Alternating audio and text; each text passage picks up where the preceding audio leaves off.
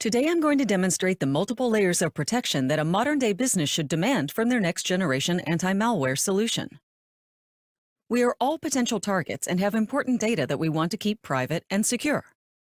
We don't want people to be able to steal it via malware, or like in this case, we don't want people being able to encrypt it and demand a ransom from us for the ability to access our own data. Take the machine I have here as an example.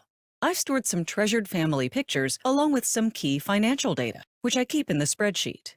If this was my work machine, it might have data with a higher monetary value, and the effect of its loss could also be devastating. Oh look, I've got an email. It's from HR, informing me that I'm eligible for an equity grant. It just requests I download the stock application and execute it to receive my grant, so obviously that's what I do. Luckily, I have McAfee endpoint security running in the background, and it tells me that this could do some damage and has blocked it. But imagine if this was a new piece of malware and the signature didn't exist. We can create that scenario by disabling our signature scanning capability. Now, when I download the application, I am able to execute it as if a signature didn't exist, as would be the case for a really new strain of malware.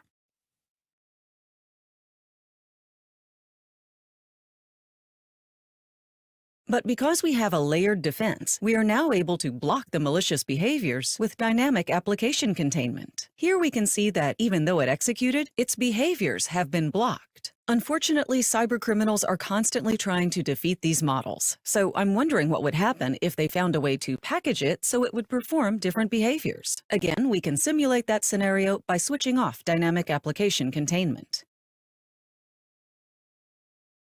Now when we execute the stock application, it will look like a brand new piece of malware that can't be detected by its signatures, and is the tiny minority of malware that still finds a way to execute. So let's try that. It's been allowed to execute on this occasion, and it has encrypted my important files.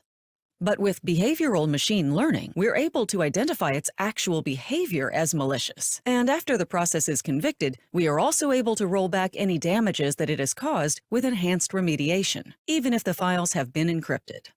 The great thing about catching malware this way is that bad guys can disguise the code in any number of ways to appear harmless before it executes. But once it starts executing, it will, by definition, behave maliciously. But the potential downside is that something like ransomware might have already begun encrypting your files. Luckily, our enhanced remediation feature can automatically recover those files, so that with McAfee endpoint security, you won't have lost a thing.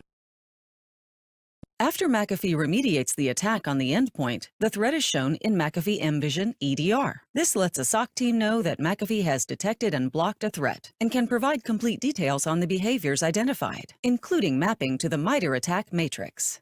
While we here at McAfee understand that no one piece of technology is capable of blocking everything, by providing multiple layers of defense, augmenting each other allows every technology to cover the gaps of a single technology. This allows the entire solution to provide maximum protection without introducing false positives.